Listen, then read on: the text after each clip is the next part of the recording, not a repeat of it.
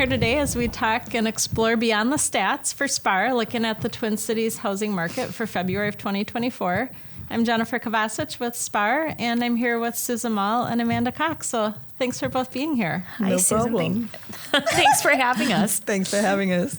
I will just kind of read through some notes, and then we'll get into some questions. Great. Sure. And looking at February, the spring market appears to be blossoming early amid signs of turnaround with above average temperatures that we've experienced. And of course, I say this on a day when we've had flurries driving in, so take it with a grain of salt, right? Mm-hmm. But as spring officially nears, let's just talk about a recap of the recent February activity in the Twin Cities. Inventory was up 13.3% from 5,881 homes in February of 2023 to 6,665 homes as a snapshot from just this past February. And while inventory levels are up, potential buyers still need to be aware that the market remains significantly undersupplied, and that's going to take time. I know you both see that and know that as well. Mm-hmm. Consumers who are out shopping for homes during the spring market should expect that there will be listings from sellers who were reluctant the last year or a couple years even to do anything with their homes, some of them just wanting to hang on to those rates. And similarly, there were buyers who were reluctant to jump in and look for homes because of rates or just inventory, lots of different reasons. And I'm sure both of you will share some of those things as we get into the questions. In that sense, activity levels will be higher, and there has been a little bit more optimism, at least that's what I'm hearing, in regard to the fact that there, just might even be just a bit of slight inventory benefit, starting right now. So Let's just jump into questions. What are you guys experiencing with your buyers right now? And Susan, why don't I start with you? Okay, sure. I think buyers right now are getting ready to start looking. I getting some excitement from buyers who are been waiting. I have buyers that were incubating for a bit, and they are getting ready to buy. I get them pre-approved. They're no longer on the fence. A lot of them were just rate crazy, but I get them to the point where they're just comfortable with their payments. As long as your payments are at a comfort level, they're ready to buy. That's my thing. I'm getting people ready and out there, getting them to the point where they're ready to buy. A lot of people are not really conscious that much about rates per se, as long as your payments are at a comfortable well, and I imagine that's great guidance with kind of the education to understand. Yeah, as long as they're comfortable with their payments, I think that's what people really care about. Sure. Mm-hmm. Yeah, that's what I'm seeing. I agree. I think that there were a lot of buyers that were just holding off to see if rates would go back to that 3%. Yeah, it's never going to happen. I think it's been a long enough time now that buyers are like, okay, that's not happening. Yeah. So I need a new house, and they're starting to move again. We're definitely seeing multiple offers, forcing buyers to move really quickly and also come up with really creative ways to get their offers accepted. Exactly. I'm definitely seeing more of that right now. But I explained to them about that when they talk about rates like that. I told them that's pandemic rates. That's never going to, you're never going to see that again. Hopefully not in our lifetime, right? No, exactly. Because that's what we were told. It's never going to happen. That's a pandemic rate. So, yeah. Well, what kinds of advice, more specifically, are you sharing with your clients? Well, first of all, I tell them we need to get them pre-approved, get them with a good lender, get them ready, home ready. So home ready means you get them pre-approved, you get them with a good lender so they can go out to look. Before we go out to look, you need to have all of your ducks in a row. We need them to have, as I said, pre-approved, get them into the buying stage, not just looking on the computer. A lot of them say, okay, we look first, but you need to actually be ready to go out. So we're not going out unless you're totally ready. Mm-hmm. Okay, so we have to have everything ready before we go. So a good action plan. Good action plan. Definitely good advice. Yeah. I agree 100% with Susan. And one thing I always tell my buyers that are getting into this market and getting ready to do multiple offers is to look at their offer as if they were a seller. So what would you want from a buyer in an offer that you were accepting? And I think it really comes down to two things. And I think those things are price and convenience. And for price, obviously, the higher, the better. You want the highest price for your home. But then the second part of price is how to ensure that you're going to get that price. So I think the first step is making sure that that offer is from a reputable lender. So someone with a good reputation of being able to close the loans and to close them on time. I think that is a really important thing. And then I also think, appraisal gap coverage. So anytime you're doing an offer that is above what you think that home will appraise at, appraisal gap coverage is very desirable because you can put any number on the page, but your lender is only going to give you the loan for the amount that house appraises for. So if it only appraises for the asking price and your offer's higher than that, then what do you do?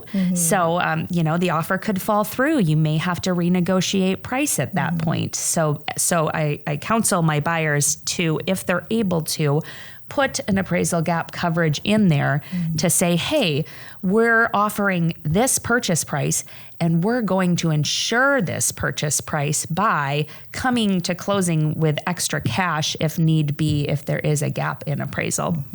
I think that's really important for sellers. And then convenience. That's the other thing, that the seller wants things to be as easy and smooth as possible. So one thing I always do is call the listing agent to see what their preferred closing date is, and then letting the buyers know, hey, it's important to be flexible with that to make it convenient for the sellers.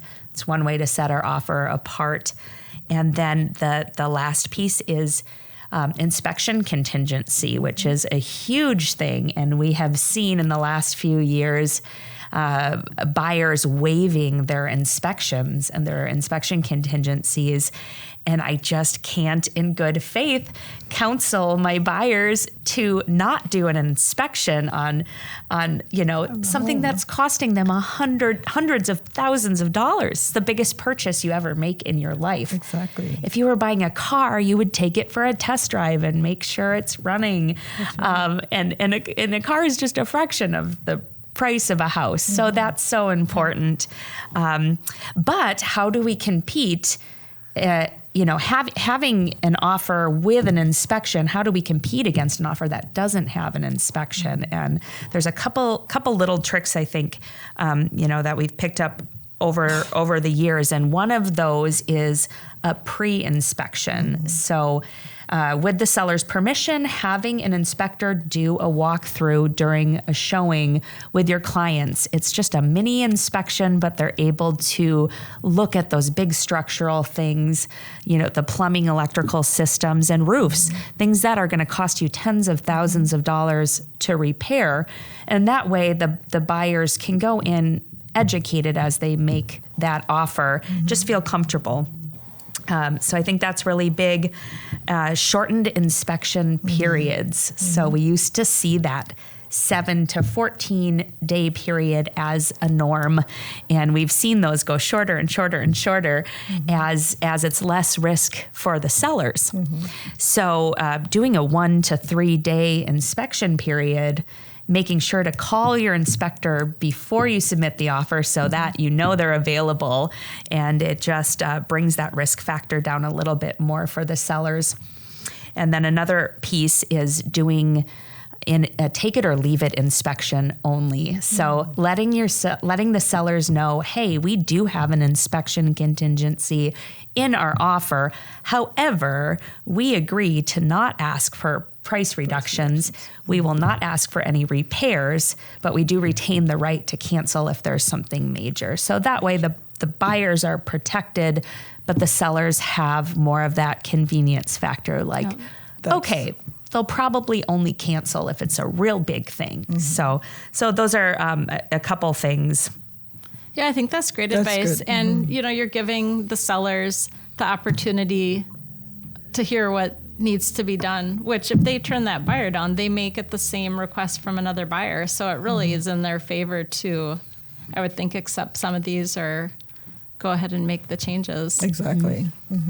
Well, when it comes to sellers, we know that they're still enjoying that pricing power and currently at least have the upper hand in general. And we know in recent months that there have been some different concessions, not only the price reductions, but even times where there was kind of that seller paid closing costs or other tactics. I know now with multiple offers, we're going to be seeing more than likely less and less of that right now.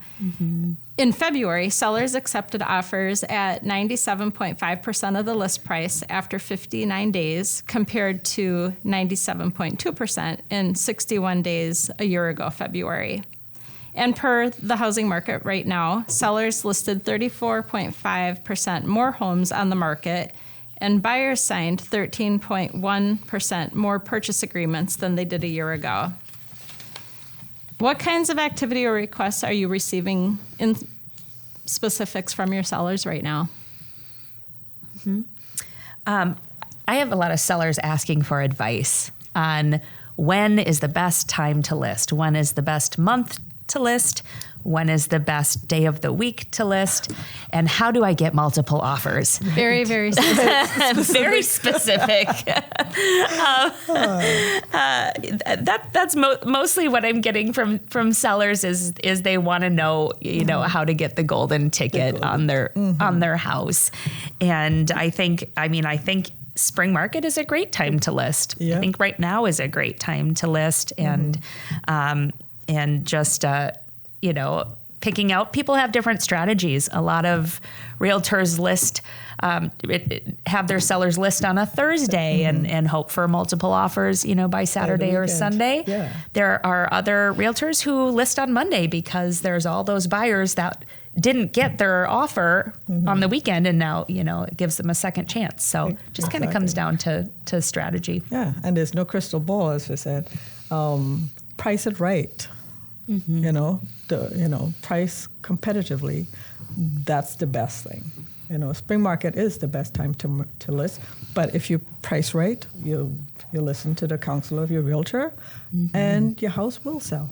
If you price it right, that's the best advice. Are you tending to see sellers who have been sitting on wanting to sell their home, or people who are selling because just an event in their life kind of negates that? Sometimes it's an event in their life. Sometimes they want to downsize.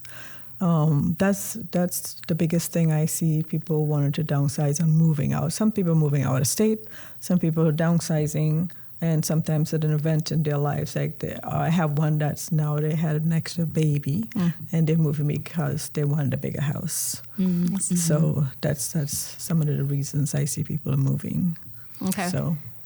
And I definitely have seen a lot of sellers just sitting on their hands right now, waiting because they are locked in at those low rates, and they're like, well, if we're move up buyers, we're going to have a very significant difference in our monthly payments. So I have seen them kind of waiting, but as time goes on, I think there's more and more education as to the fact that rate is not necessarily what you're going to be locked into forever. So, as they say, marry the house, date the rate. But just kind of after sitting, since October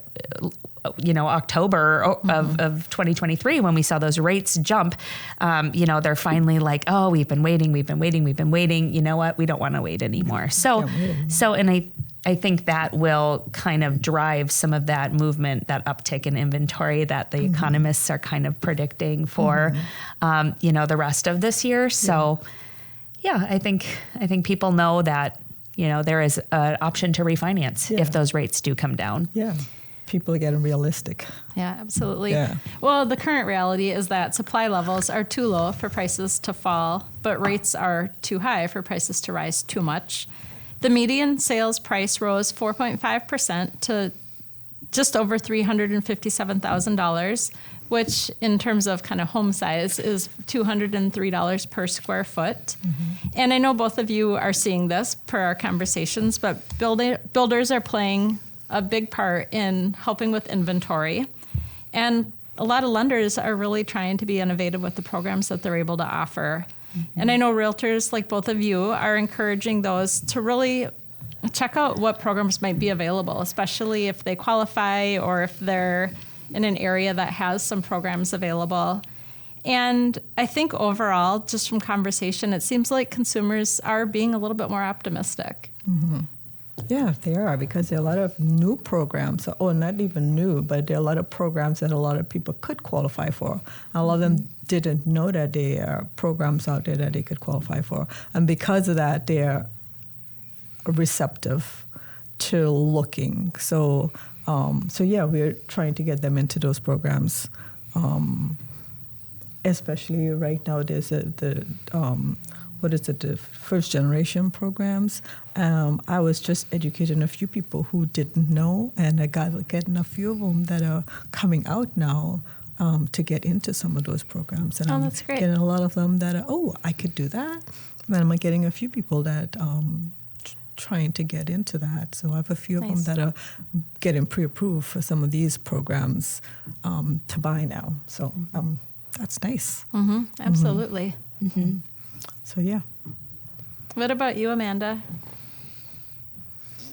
Five.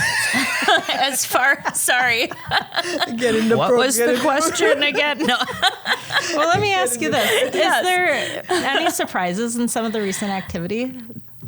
Absolutely. I think the market just continues to surprise. I think when COVID hit, we all thought we were going to be out of a job, and it was the opposite. You know, it was just a really great time to be in real estate as people shifted their housing needs. Some people leaving the city, some people needing home offices and in-home schoolrooms and things like that. And I think it just continues to kind of surprise me in the current market, just that we have as many buyers as we do, with housing prices being higher and interest rates being higher, but that need for housing is always going to be there. It is. When you look at the alternative of renting, the rents are high. The rents are astronomical. So people are paying rent and they're like, well, we could be paying the same for a mortgage and be building our wealth and earning equity. So surprising, but not surprising, I guess would be the answer. Well, and absolutely. I mean, renters saw huge increases in 2023 alone. Yeah. So, absolutely. Definitely worth the conversation, I think. Exactly. Yes. That's how I'm getting a lot of my buyers, is because their rents are just as much as their mortgage. So I'm switching them from that rental attitude into buying, so I'm getting a lot of them switching because of that. I'm sure both of you feel this way from time to time, a little bit like a counselor for your clients. Yes. But how do you help with this uptick and this potential frenzied pace that we might be seeing in the coming months? Sure. I think really trying to keep buyers' heads level, because I think people get caught up in the I want to win, and sometimes they forget, like, oh wait, I have a budget, I have to still feed my children, or I'd like to keep travel plans as an option in the future and not be locked into this mortgage that I can't afford. So kind of just helping buyers stay level-headed, helping them run numbers with every offer so they know what their monthly payments are and that it will be affordable for them. I think that's a really big thing. And then I see the same thing. Just trying to get them not to go too high, not to, go above their budget too much, because people tend to get into that frenzy where I like this and I want this and I want this, and that's not what their budget is. So try to coach them into budgeting, telling them to guard their hearts. Exactly. Guard your heart. Exactly. You don't want that buyer's remorse. Yeah, right? Because exactly. We get a lot of that. Yeah, it's an emotional process. Both buying and selling are very emotional things for most buyers and sellers. But as buyers go in and fall in love with a home and find out they did not get the home, just counseling them that's okay. This may have been a great home, but there are new homes coming out all the time. Others. Exactly. And if you stay diligent and persistent, you will get a beautiful home. Just reminding them that so that they don't get discouraged, because it can be a discouraging market for buyers. Yeah, the right one will come. Yeah, absolutely. And sometimes it's hard for us as people, you're a person, to not get emotional with them. Because you're a person too, and you feel for them just like they feeling it. I do sometimes get emotional with them, Guilty as well. I do. I get that. You've been on the same journey with them. Yeah, you can't. You can't not. I mean, I do feel it too, and I'm like, oh my God, yeah, I do feel, because I'm a person and I get that personal feeling with them, and I walk that journey with them too, and it feels, even though we're professionals and we have a level of professionalism, I do feel that this is such a relationship business where you do get so close to people when you work that intimately with them day in and day out, and it is it is hard to not get emotionally attached. It is. It's so because you difficult. care. Yeah, you do care, and even though you're working with multiple people, each person is single. Each family is single. Even if you work with multiple people daily, every family they all have their single. own story. Yeah, and it's really all difficult very special. not to exactly, and they're all special to you, and it's really difficult not to have that personal feeling with them when they lost something or something like that. It's really difficult. But I always love hearing how you guide your clients, whether it's the buyers or the sellers, and I always love to ask the question, which is my next question. What advice would you share with other agents, especially newer agents who are getting into the business? Be patient, be kind. Everyone's different, and just do what you gotta do. Just, do your job. Just be there for someone. Help where the help is needed. Just, be a person, be people, be a people person. The money will come. Just be there, help each other. That's what I do. I help anyone that needs help. Just ask for help. Just give help if it's needed. It's not all about money. It's about people. It's a people game. Well, and hopefully those people will come back again. Exactly. There'll be repeat business if you help in the right way. You help people, and it'll come back. It'll go forward. So I always help people the best I can. Nice. I agree 100%. Be your authentic self. Exactly. So I think. I remember myself as a new agent feeling like I had to prove something, and my very first transaction, just going in, not knowing what I was doing. And I remember the other agent asking me at one point, "Are you a new agent?" And I remember just huffing, like feeling so insulted, by him saying that, because I felt I had something to prove. And looking, in hindsight, I did admit I was a new agent, but I was so insulted. But it's okay to be a new agent. Yeah. That's, we all start somewhere. You got to start somewhere. But I think even as a new agent, just asking questions, admitting sometimes we don't know everything, instead of trying to overcompensate. And then you get more bees with honey. I know sometimes we have to be a bulldog, but I feel that we're all on the same team. Exactly. We're not necessarily on the same side, but we are all working towards the same goal. Same goal. The seller wants to sell the house, the buyer wants to buy the house, the agents want to help our clients in the best way that we can. Exactly. And so just remembering that we all have that common goal, I think that also would have helped me a lot when I was a brand new agent. Exactly. Absolutely. And that's what I always say when I'm dealing with the other agent. I always, try to be comrades. Let's try to do this together so we could get it all done. No need to fight. Let's just where can we meet? Yeah, let's just meet with each other, get it done amicably. Right. Let's get really it done. Good advice from both of you. Is there anything that you were hoping to share that I haven't asked that you want to put out there? Just stay positive. Yep. Stay positive because it is an intense market right now. Yeah. And our clients look to us to be, they look to us to find their mood. Exactly. Are we scared? Are we nervous? Are we positive? Are we negative?